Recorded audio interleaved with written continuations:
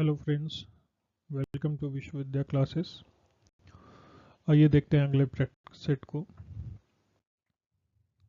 पहला सवाल है, स्वतंत्रता संग्राम के दौरान क्रिप्स मिशन किस वर्ष भारत आया था? 1942, 1943, 1944, 1945। सही जवाब है 1942।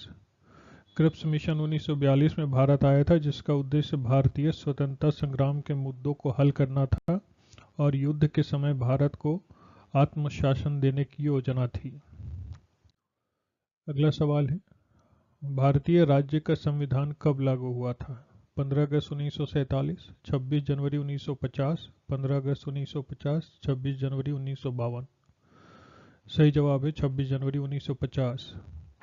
भारतीय संविधान 26 जनवरी 1950 को लागू हुआ, जिसे गणतंत्र दिवस के रूप में मनाया जाता है। अगला सवाल है, शिवालिक पर्वत श्रृंखला भारत के किस हिस्से में स्थित है? पूर्वी भारत, पश्चिमी भारत, उत्तर भारत, दक्षिणी भारत। सही जवाब है उत्तर भारत। शिवालिक पर्वत श्रृंखला उत्तर भारत में स्थित है, जो हिमालय के दक्षिणी पंख के रूप में विस्तारित है। अगला सवाल, शुद्ध जल का पीएच मान क्या होता है? 5, 6, 7, 8। सही जवाब है 7। शुद्ध जल का पीएच मान 7 होता है, जो इसे एक न्यूट्रल तरल बनाता है। अगला सवाल, वायुमंडल की कौन सी परत सबसे अधिक तापमान को संचित करती है? Thermosphere, mesosphere, stratosphere, troposphere.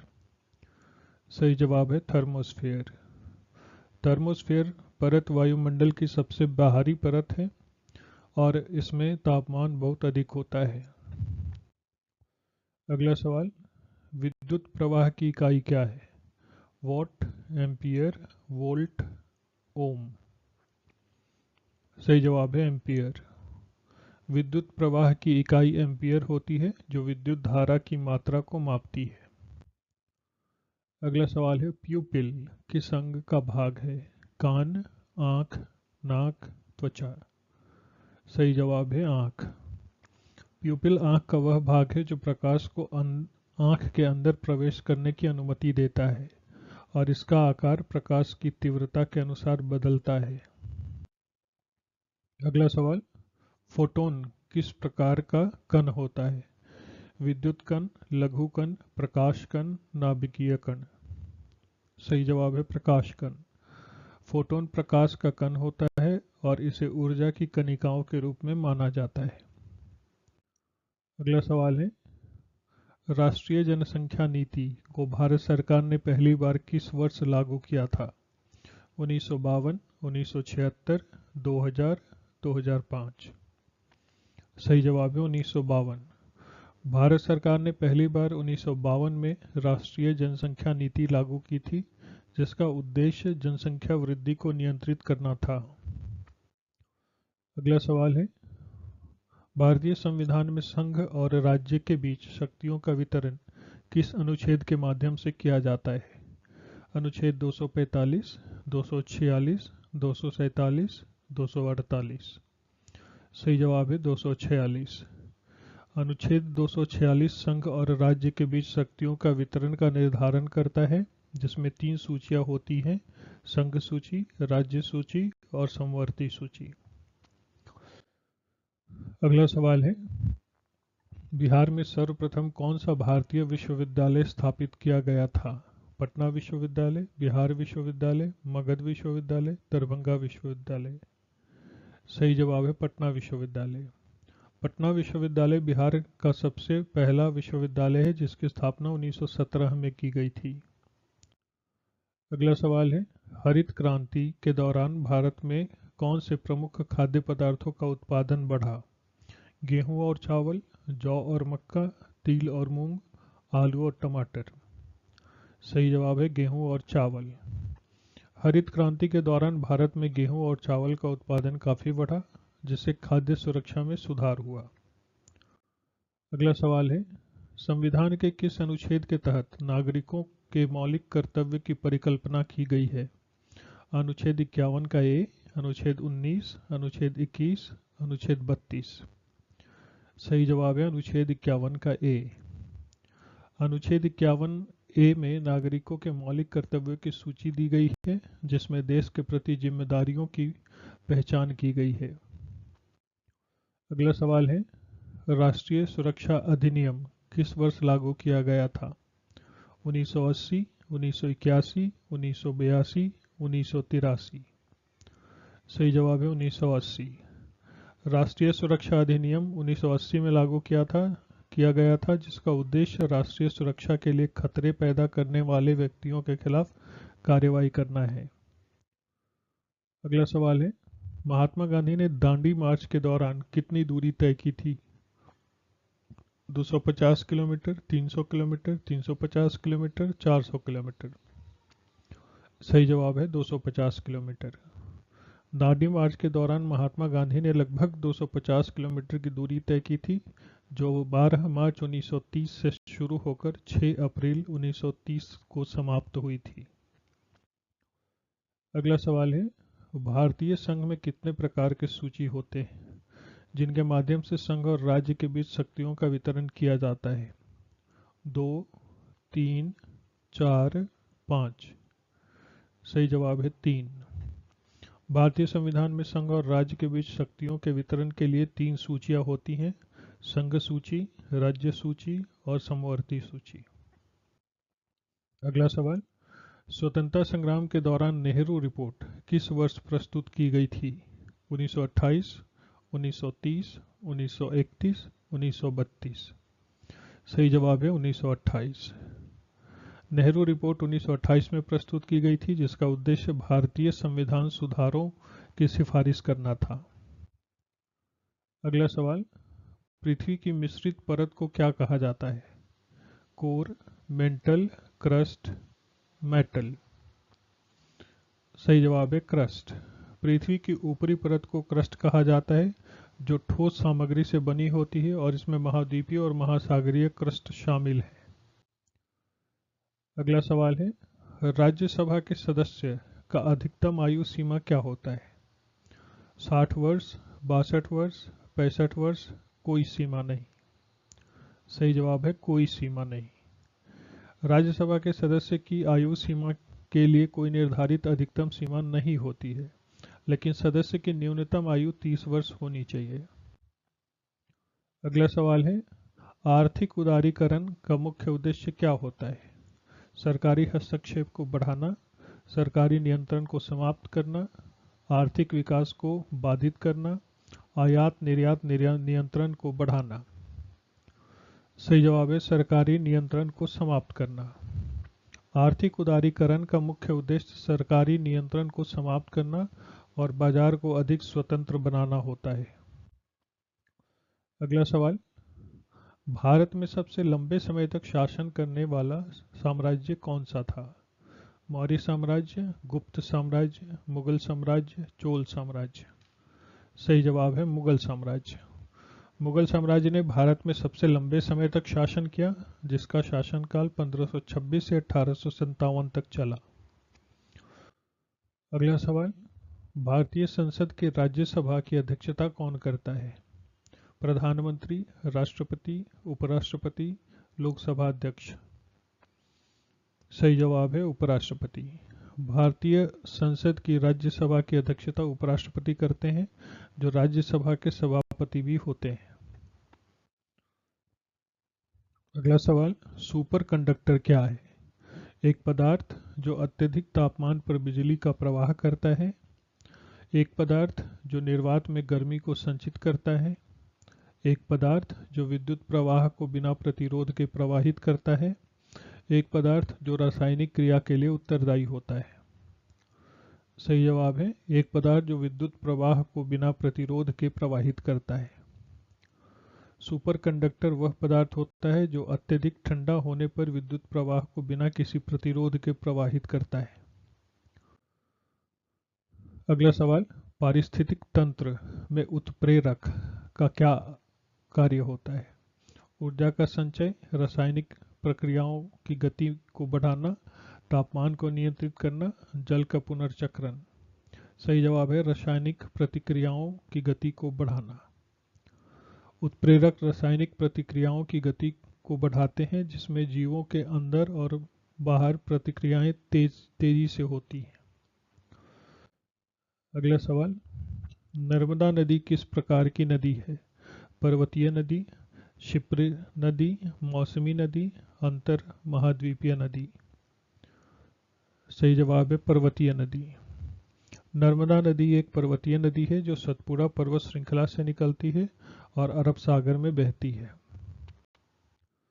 अगला सवाल, ग्रेविटी के सिद्धांत को किसने प्रस्तुत किया? Newton, Einstein, Galileo, Kepler? सही जवाब है न्यूटन।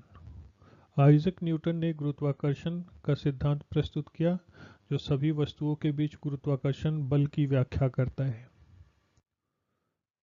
अगला सवाल, भारत में सर्वसम्मति की नीति किसने अपनाई? जवाहरलाल नेहरू, महात्मा गांधी, सुभाष चंद्र बोस, डॉक्टर भीमराव अंबेडकर? सही जवाब है महात्मा गांधी। महात्मा गांधी ने सर्वसम्मति की नीति अपनाई। उन्होंने भारतीय स्वतंत्रता संग्राम को शांतिपूर्वक और अहिंसात्मक बनाने पर जोर दिया। अगला सवाल, किस भारतीय शासक ने गुलामी शब्द का इस्तेमाल किया? अकबर, शाहजहां, औरंगजेब, बाबर? सही जवाब है औरंगजेब। औरंगजेब ने गुलामी शब्द का इस्तेमाल किया। उन्होंने अपने शासन में गुलाम शब्द को विस्तार से प्रयोग किया और कई राज्यों को अपने अधीन किया। अगला सवाल, किस भारतीय नेता को आयरन मैन के नाम से जाना जाता है? जवाहरलाल नेहरू, सुभाष चंद्र बोस, सरदार वल्लभ भाई पटेल, भगत सिंह? सही जवाब है सरदार वल्लभ भाई पटेल। सरदार वल्लभ भाई पटेल को आयरन मैन के नाम से जाना जाता है। उन्होंने भारत के विभाजन के बाद भारतीय राज्यों को एकीकृत किया। अगला सवाल है, स्वतंत्रता संग्राम के किस नेता को लौह पुरुष का खिताब मिला? जवाहरलाल नेहरू, महात्मा गांधी, भगत सिंह, सुभाष चंद्र बोस? सही जवाब है सुभाष चंद्र बोस। सुभाष चंद्र बोस को लौह पुरुष का खिताब मिला। उनके उनके साहसिक और दृढ़ नेतृत्व ने भारतीय स्वतंत्रता संग्राम में महत्वपूर्ण भूमिका निभाई। अगला सवाल, अंग्रेजों भारत छोड़ो आंदोलन कब शुरू हुआ था? 1942, 1947, 1950, 1952? सही जवाब है 1942। 1942 यह आंदोलन महात्मा गांधी द्वारा शुरू किया गया था जिसमें ब्रिटिश शासन के खिलाफ व्यापक विरोध प्रदर्शन किए गए। किस भारतीय शासक ने रक्षा और धर्म की नीति अपनाई? अकबर, शाहजहां, औरंगजेब, बाबर? सही जवाब है अकबर।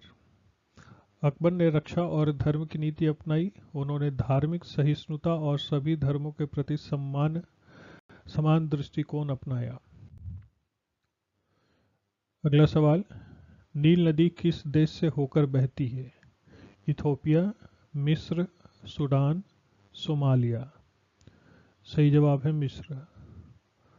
नील नदी अफ्रीका की सबसे लंबी नदी है जो इथियोपिया से शुरू होती है और मिस्र में समाप्त होती है। अगला सवाल, गंगा नदी का सबसे लंबा सहायक नदी कौन सा है? यमुना, गोमती, गंडक, कोसी? सही जवाब है यमुना। यमुना गंगा नदी का सबसे लंबा सहायक नदी है जो हिमालय से निकलती है और उत्तर भारत में बहती है। अगला सवाल, गल्फ स्ट्रीम कौन सा महासागर प्रवाह है?